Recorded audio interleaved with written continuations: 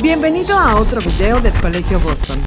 No olvides suscribirte, activar la campanita, darle like y compartir.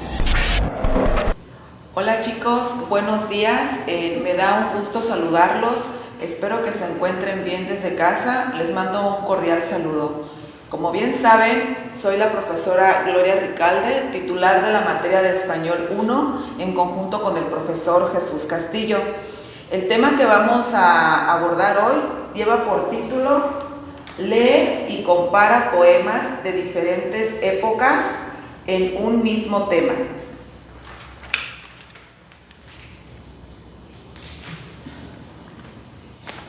Este tema tiene relación con el ámbito de literatura.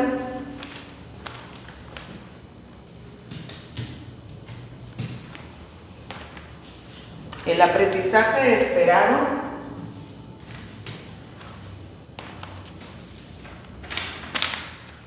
es comparación de poemas.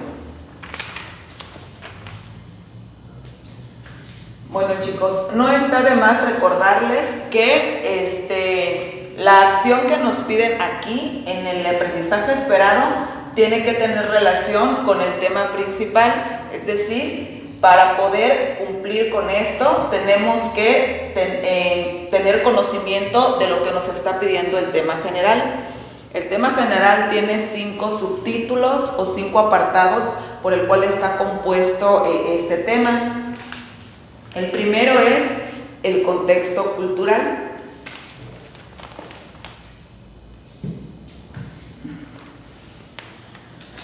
El segundo, mundo social del poema.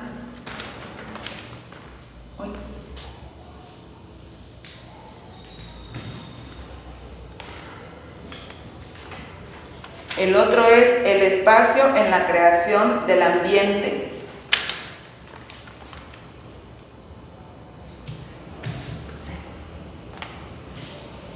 El cuarto, recursos literarios.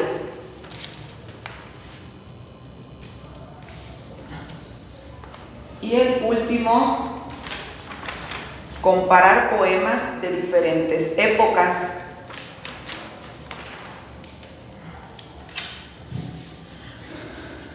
Ok, estos son los 5 pasos o son los 5 subtemas que nosotros debemos de considerar para poder interpretar la manera de cómo abordan los poemas los diferentes autores o escritores. Bueno, empezando con el primero, que es el contexto cultural, menciona que se refiere a la época o periodo histórico. Es decir, que tiene una estrecha relación con las ideas influyentes del momento, la lengua, la organización social, las tradiciones, las creencias, la estructura económica y política.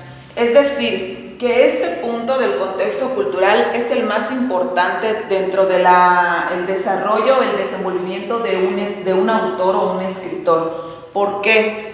Porque todos esos puntos que mencioné anteriormente influyen de manera muy marcada en la forma de cómo redactar un poema, ya que él está influenciado por esos momentos que él vivió y de cierta manera lo pretende proyectar con sus escritos. Vamos a suponer que en su época o en su momento él vivió una situación quizás agradable o no tan agradable y él decide plasmarlo y eso justifica el porqué de su redacción, el porqué de sus poemas, de su contenido, etc.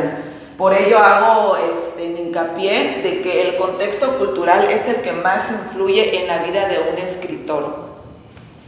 En el punto 2 nos menciona el mundo social del poema y ese hace referencia a que son las condiciones del poema. Es decir, el poema tiene dos vertientes, una que es fácil de identificar y la otra no tan fácil. Es decir, las que son muy visibles, como por ejemplo cuando describen alguna vestimenta, a lo mejor describen algún lugar, mencionan alguna gastronomía de X lugar, son cosas o características que nosotros podemos proyectar fácilmente de lo que quiere mencionar el autor. Cuando es más complicado son cuando el autor o el escritor menciona situaciones que no son reales, es decir, que solo existen en la imaginación y él lo plasma así tal cual como él lo crea. Entonces, para el lector, que somos nosotros, se nos va a hacer un poquito más complicado porque son espacios o lugares que nosotros no tenemos ni siquiera en la imaginación, pero el autor sí. Por eso se dice que el mundo social del poema depende de dos condiciones: la real o la fácil de identificar y la complicada, la que no existe en nuestra imaginación más que en el del autor. En el tercer punto se llama el espacio en la creación del ambiente, y este dice que se refiere al espacio simbólico. Bueno,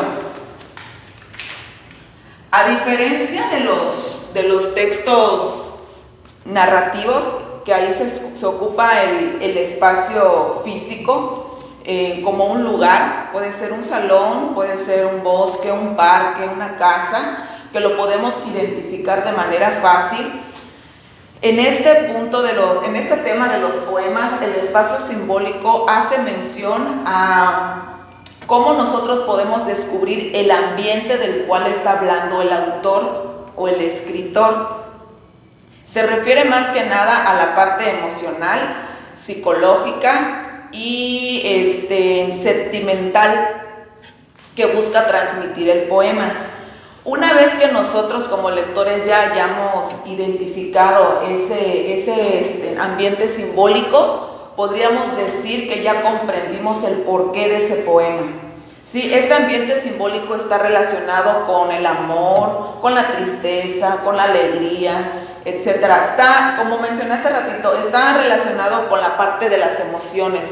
Cuando nosotros identificamos eso, significa que nosotros ya hemos identificado el espacio simbólico del poema.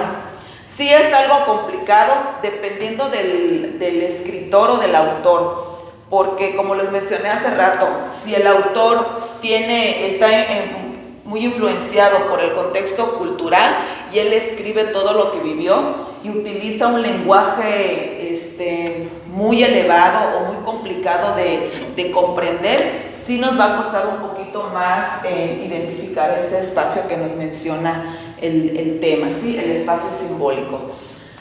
Bueno, en el cuarto hacen relación con los recursos literarios. Y dice que los recursos literarios utilizan el lenguaje figurado y este lo domina debido a que expresan sus ideas de una manera no habitual, ¿sí?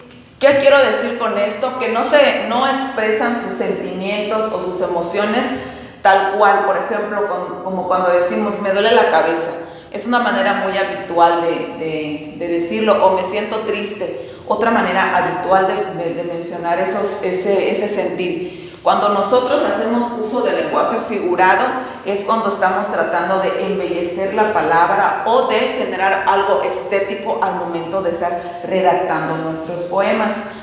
Bueno, para poder utilizar el lenguaje figurado nos tenemos que apoyar de los recursos literarios. Estos son varios, sin embargo nos mencionan en el libro solo algunos, que es la metáfora, la comparación, imagen, personificación, hipérbato y elipsis.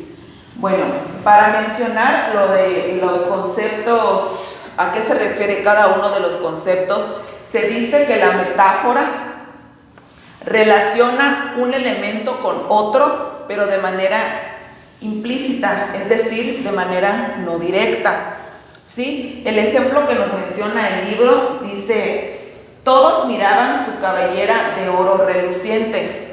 Cabellera con oro reluciente. En la palabra de lo relaciona con, pero de manera implícita. no es tan directo a diferencia de la comparación. En la comparación nos mencionan que también se relacionan dos elementos, pero es de manera explícita, es decir, más directa. Y el enlace que permite que esta relación se vea más directa es la palabra como.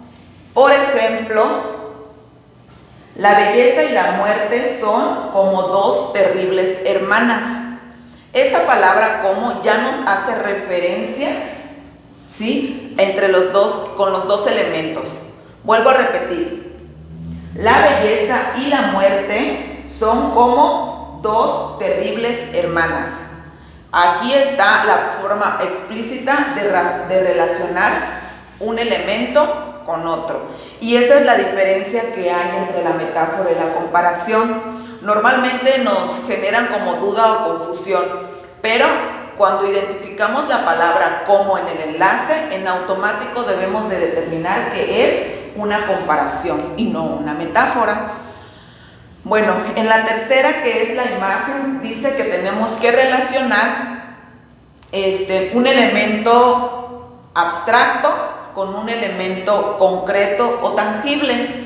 Este elemento abstracto se entiende que es algo que no se puede tocar y no se puede ver, pero sí se puede sentir, a diferencia que del elemento concreto, como son cosas que nosotros con el simple hecho de escuchar ya podemos identificar las características o ya podemos imaginar cómo es o cómo son.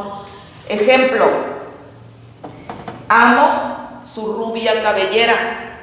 El elemento abstracto sería el sentimiento del amor y el elemento concreto tangible sería rubia cabellera.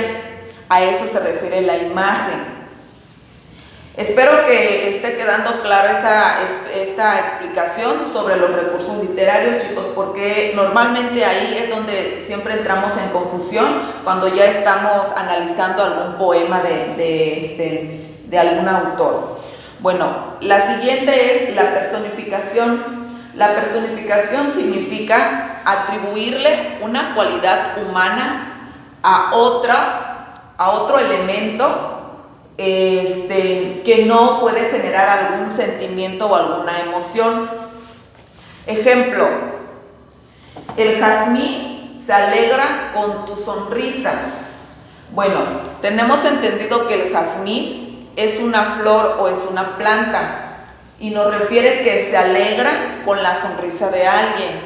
Si bien el jazmín se puede ver bonita, se puede ver radiante, se puede ver colorida y que pueda transmitir a lo mejor alegría, pero en sí la planta como tal no puede sentir ningún tipo de alegría. Por eso es una personificación, porque le estamos atribuyendo algo, una cualidad de un ser humano, que es un ser vivo pero que no siente, ¿sí? A eso se le atribuye la personificación. El hipérbato es alterar el orden de la oración o el orden de las palabras para darle otro sentido, ¿sí? Y la elipsis tiene relación con ir eliminando o suprimiendo palabras que se repiten mucho dentro de un texto o dentro del poema y se sustituyen simplemente con una coma. Hay uno más que también es muy útil dentro del poema, que se llama hipérbole o es la exageración, que también se maneja mucho en los poemas.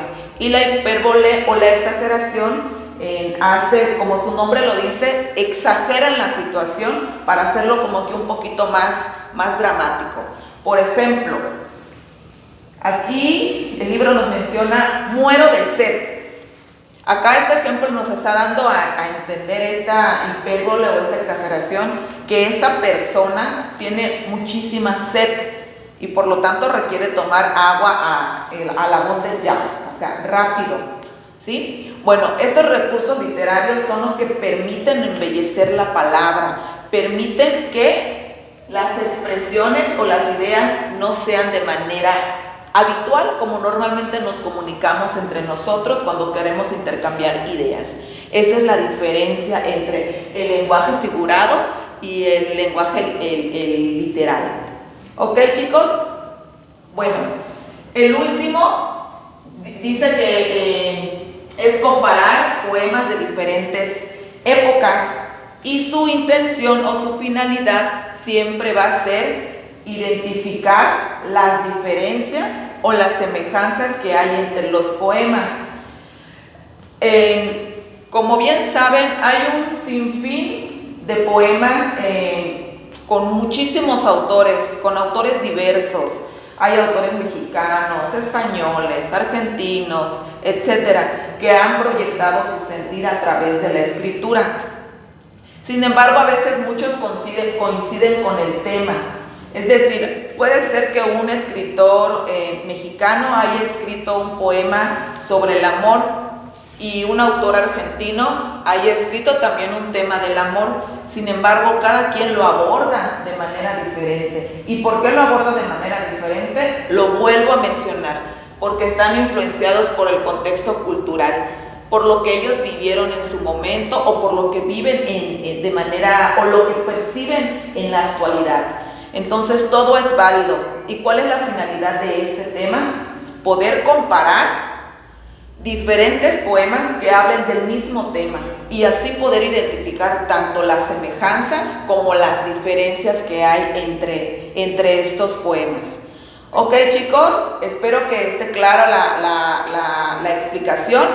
Todos estos elementos, recuérdenlo, nos sirven para poder comprender mejor lo que nos quiere transmitir cada uno de los poemas que existen. Ok, ahora les voy a leer un poema muy chiquito, muy pequeño, y el autor es Antonio García Tejero. Este es un escritor español. Bueno, el poema lleva por nombre Mi árbol tenía, y dice: mi árbol tenía sus ramas de oro, un viento envidioso robó mi tesoro. Hoy no tiene ramas, hoy no tiene sueños, mi árbol callado, mi árbol pequeño. Bueno, este poema que yo les acabo de leer lo escribí y lo subrayé con la finalidad de que ustedes pudieran identificar qué recursos se manejan acá. Yo ahorita les expliqué algunos recursos literarios, y con base a esa explicación, pues vamos a analizar estas palabras, estas frases que yo les subrayé. Por ejemplo, dice, sus ramas de oro. Según la explicación, ¿qué recurso literario creen que están manejando, chicos? A ver, allá en casita ustedes analicen, piensen, ¿qué recurso literario creen que está manejando? ¿Metáfora o comparación? Es muy fácil, ya sinteticé cuáles son las opciones, metáfora o comparación. Si recordamos tantito, podemos decir que es una metáfora, ¿verdad? Que es una relación implícita de un elemento con otro. Aquí el enlace no es la palabra como, por lo tanto esta es una metáfora. ¿Ok? Bueno, luego nos menciona un viento envidioso. Un viento envidioso. Acuérdense que el viento no tiene ningún tipo de sentimiento. Por lo tanto, ¿qué recurso literario sería? ¿Ok? Muy bien, chicos, sería la personificación, porque le estamos atribuyendo una cualidad de un ser humano a algo que no puede tener ni sentimientos ni emociones. ¿Ok? Y el último, jóvenes, hoy no tiene sueños. Esto hace referencia a quién, de qué estamos hablando o de quién estamos hablando. Del árbol, ¿verdad? Entonces, el árbol ¿puede tener sueños, sí o no? No, ¿verdad? Entonces, por lo tanto, este también es una personificación, porque le estamos atribuyendo aspectos humanos a algo que tiene vida, pero que no tiene sentimientos ni emociones. Bueno, chicos, con esto espero que haya quedado un poquitito más claro la parte de los recursos literarios. Aquí dentro del poema hay uno más, hay un recurso más que no subrayé. Espero que en casita lo identifiquen, lo anoten en su cuaderno y cuando ya nos podamos ver en aula, me lo comenten y discutamos a ver si coincidimos con los recursos literarios que ustedes me mencionaron y con lo que yo tengo pues de respuesta. Bueno, chicos, esto sería todo. Espero que haya quedado claro y que les pueda servir al momento de realizar sus actividades que les van a dejar más adelante. Me despido de ustedes agradeciendo su atención y que estén muy bien. Gracias.